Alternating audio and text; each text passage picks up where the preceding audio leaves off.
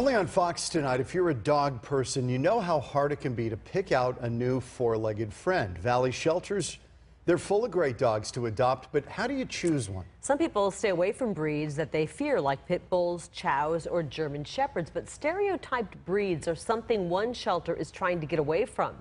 So you adopt the dog based on its personality rather than its breed.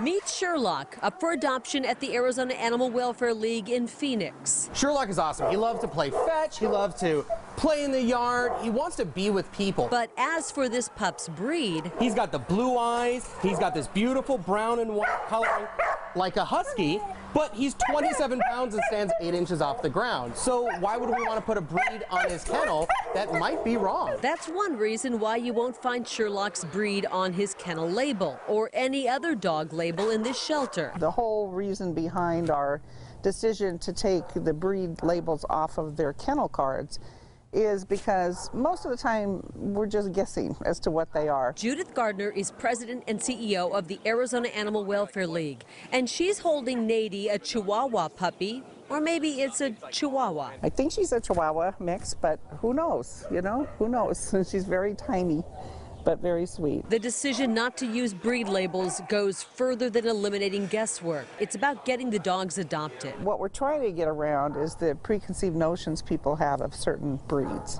So if they see a breed, let's say a Chow Chow or a German Shepherd or something, they might have a preconceived notion of that. Instead of reading a sign that identifies the dog by breed, they want people to bond with the dog instead and find out from shelter volunteers what the dog is really like. ASU did some work with us. They did a great big study showing that there really are a lot of preconceived notions about certain breeds of dogs. Professor is actually really sweet. He loves affection, and he's actually quite calm.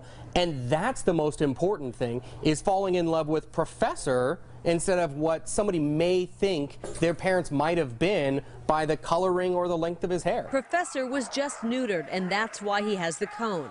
But he's a happy, healthy dog who could have been labeled a breed that some people stay away from.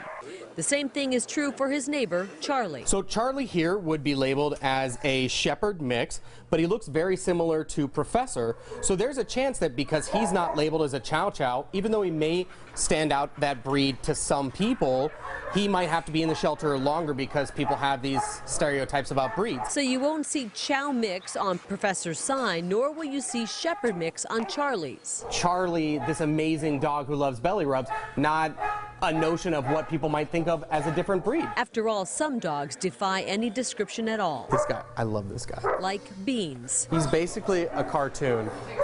He's kind of fat, he's got a little head, he's got this little chiclet teeth. He is a living cartoon. He's up for adoption too. He loves kids, loves people. Everything about this dog makes me laugh.